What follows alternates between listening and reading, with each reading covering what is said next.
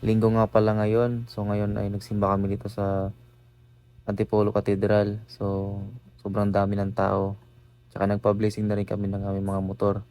Para kung pupunta man kami sa Marilaki ngayon, na-bless yung motor namin. So dito nga sa part na to, paalis na kami. Binabaybay namin papuntang Marcos Highway. So alas 7 pa lang to ng umaga guys. Kaya medyo malamig pa yung klima o yung panahon. Kasi hindi pa masyadong masakit yung araw. Ito nga guys, nakikita ko na yung overlooking dito sa Antipolo. Although hindi pa naman kami nakakalayo dun sa mismong simbahan, ito pa lang ramdam ko na yung excitement kasi nga first time ko pumunta ng Marilaki Highway. So dito nga guys, sobrang excited, naligaw kami kasi ako yung nauuna, sumunod ako doon sa tricycle. So dito nga guys, kung mapansin nyo, nag-iiba na yung ruta ng Waze. So nagkamali ako ng pasok dito. Tsaka malayo pa lang guys, nakikita ko na yung guard, pinapara na kami dito kasi nga mali nga yung daan namin. Kaya saan po yung ano dito? Mali yung Waze na. Sabi na nga mo. So dito guys, nagdahilan na lang ako na mali si Waze. Kasi nga, sa totoo lang, hindi naman talaga mali si Waze. Ako yung nagkamali ng pasok dito guys. Kasi nga sumunod ako sa tricycle. So ang ginawa na lang namin guys, ay pinagbayad na lang kami ng 20 pesos para doon sa entrance fee. Kung kayo naman makakadaan dito, wala namang problema. Kasi meron naman kayong entrance fee na 20 pesos para pakadaan dito sa subdivision na to. Yung subdivision na to guys, hindi pa masyadong developed. Parang bago pa lang siya. Pero parang private kasi guys. So yun. So ang instruction sa amin, kaliwa, tapos kanan. So yun yung pinakang way papuntang Marcos Highway para makalabas kami dito sa subdivision na to. So dito guys, nagulat kami dito kasi nga rough road pa pala yung nadaanan namin. So hindi pa siya nakukumpletong semento, no? So yun guys. So kasama ko pala dyan yung kapatid ko, yung nag-drive ng isang motor. Tapos angkas niya yung kaibigan niya, si Rico. Tapos angkas ko naman is yung girlfriend ko. Yun. Dito guys, medyo nakakatakot kasi nga madulas yung daan. Kasi mabuhangin, mabato-bato. Tsaka mapapansin nyo naman guys, sa takbo namin nasa 20 lang, 20 plus lang kasi nga sobrang delikado nung daan. Pwede kang madulas anytime. So dito guys, dobling ingat na lang kung makadaan kayo dito. So syempre nakaka-excite kasi nga nakadaan kami ng gantong daan kasi nga yun, hindi namin in-expect na ganito pala yung daan. Yun guys. So syempre, dobling ingat pa din. Huwag lang mababilis, tsaka tandaan din sa pagpreno. Mas lalo na yung sa harapan na preno kasi nga baka mag-lock or mag-slide. So yun nga guys. Dito naman, nakalabas na kami nung subdivision na yon. So dito, maganda na yung daan. So yun guys, dito pa lang na-excite na ako kung ano mang pwede namin makita doon sa Marilaki Highway kasi nga first time kong pumunta doon o first time namin pumunta doon. At yun, sa sariling motor. Tsaka dito guys, kung makakadaan kayo dito, nakakalito yung poste na yan kasi nasa gitna talaga siya. So sa part na to guys, meron kaming nakita dyan sa kaliwa na kainan. So yun, nag-decide kaming kumain muna kasi nga tong time na to, umagang umaga, hindi pa kami nag-aalmusal. So sakto lang yung daan namin dito. Wala masyadong tao at pila.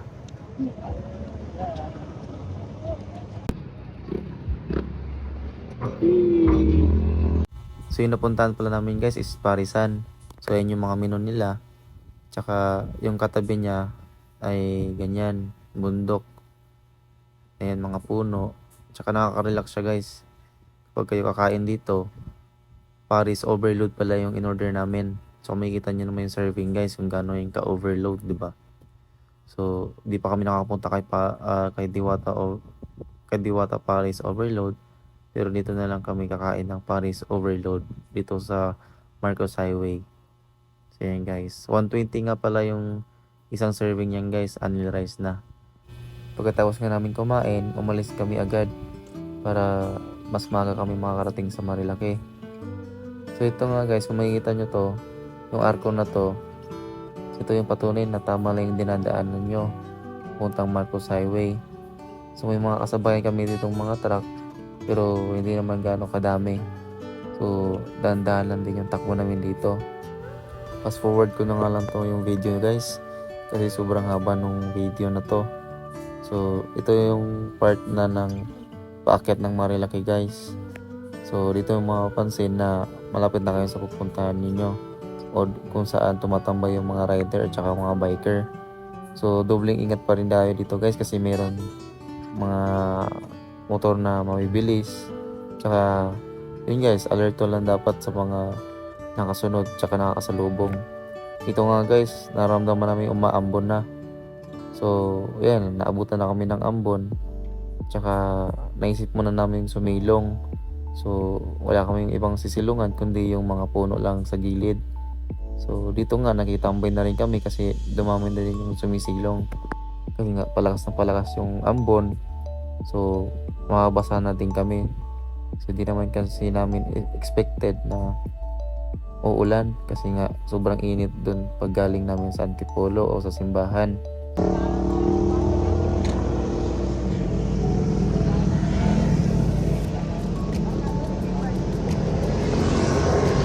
Sa tingin nga namin luminat na yung ulan, so nagpatuloy kami ulit sa pag-rides. Kasi hindi pa kami nakakarating doon sa mismong tambayan ng mga nagmumotor. Dito nga ilang minuto lang kami nagmumotor, at saka bumuhos naman yung ulan. So sumilong kami ulit ito sa may kahoy.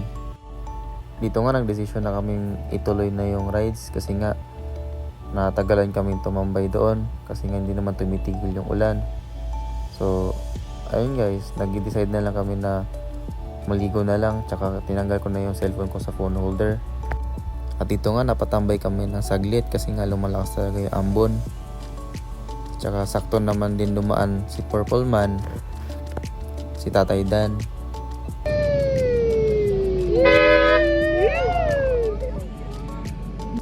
Tuwan-tuwa ka nga ako nung nakita ko yung mga nagra-rides na to. Isang grupo sila ng Vespa. So nakakatuwang tingnan kasi sabay-sabay pa sila. So dito nga nakita din namin yung Yellow Rider, so naisipin na rin namin magpa-picture. Tsaka pa-meet and greet namin yung mismong may-ari ng motor. Yes, tigo.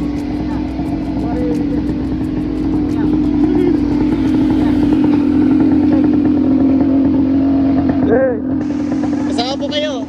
Kasama po kayo. Oh, picture, dali. Sakan mo.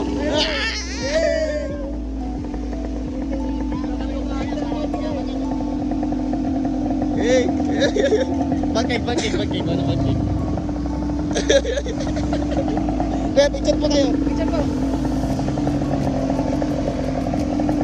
Ayos, Rick. Okay. 1, 2, 3. Ako din. Kaya picture po.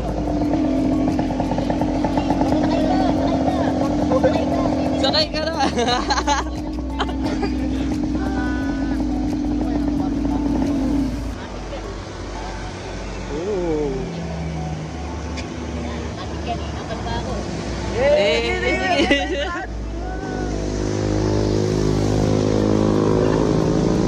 Di namin nakalain na sobrang bait pala ni Kuya.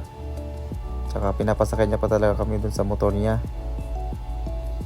Yun, shoutout sa'yo Kuya kung sino ka man. Nanonood ka mga ngayon sa vlog na to.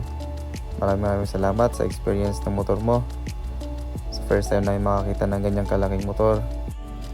Tsaka enjoy nga yung kapatid ko dyan magpa-picture, kasi nga cute na cute siya dun sa motor.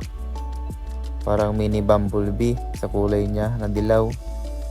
Pagkatapos nga namin magpa-picture kay Kuya, pumalis na rin kami agad, kasi nga gusto pa namin makapunta dun sa tumatambay, o kung saan tumatambay yung mga nagra-rides dito sa Marilaki.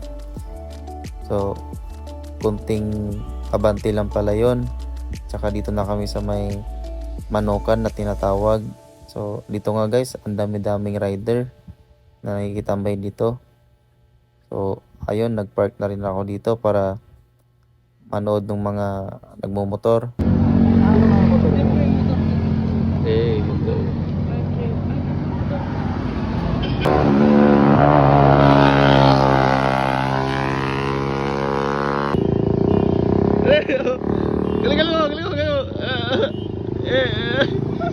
Ayun natin mga for girl. Si Idol. Ayan. Hey!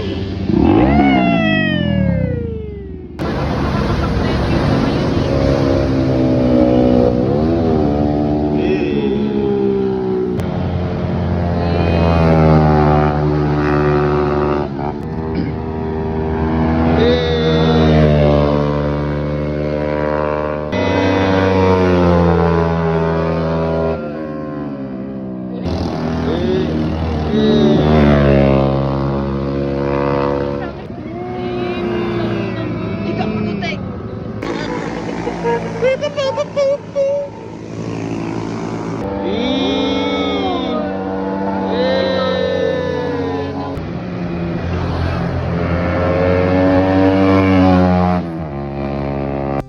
Sa 2 oras nga namin pagtatambay doon guys, umalis na rin kami agad kasi nga tanghali na. Tsaka gusto namin ng makauwi ng maaga. Ito nga, pababa na kami ng Marilaki, pabalik na rin kami nito ng Antipolo. Dahil nga nag-crave kami ng kape, napadaan kami dito sa Ahon Coffee. Ito lang din yan, madaanan nyo din to pag pupunta kayo ng Marilaki o pababa ng Marilaki. Sobrang simple nga lang ng store na to kasi nga open lang siya, tsaka overlooking yung makikita mo. Tsaka ito nga yung mga menu niya guys. Kung nag-crave na rin kayo ng kape, pwede kayong dumaan dito sa Ahon Coffee. At wala pa nga 5 minutes guys, dumating na yung coffee namin. So iced coffee lang pala yung available sa kanila guys, wala po silang hot. Spanish latte pala yung in-order ko dyan na ice. Tsaka yan guys, makikita nyo yung aesthetic ng lugar. Pwede rin siya pang Instagram. Ito nga guys, napasarap ng inom yung aking girlfriend kasi nga pares kami ng order. Sa pagtatambay nga namin ito guys sa Ahon Coffee, meron ding pumuntang naka Harley Davidson. So guys, dito ko natatapusin yung aking video. Salamat sa pagsama sa quick ride namin papuntang Marilaki. Sana makapunta rin kayo ng Marilaki para ma-experience nyo yung na-experience namin. Kaya sobrang sulit ang Marilaki tambayan, mas lalo kapag weekend kasi marami nagra-rides. So yun lang, kunting paalala, mag-ingat lang tayo sa pagmamaneho. Appreciate na lang din natin yung lugar, tsaka i-enjoy natin yung bawat moment. Kung ikaw naman ay nakapunta na ng Marilaki, pa-comment naman yung experience mo, kung anong naging experience nyo sa rides nyo, para naman mayroong idea yung iba na pupunta pa lang. So yun lang, salamat!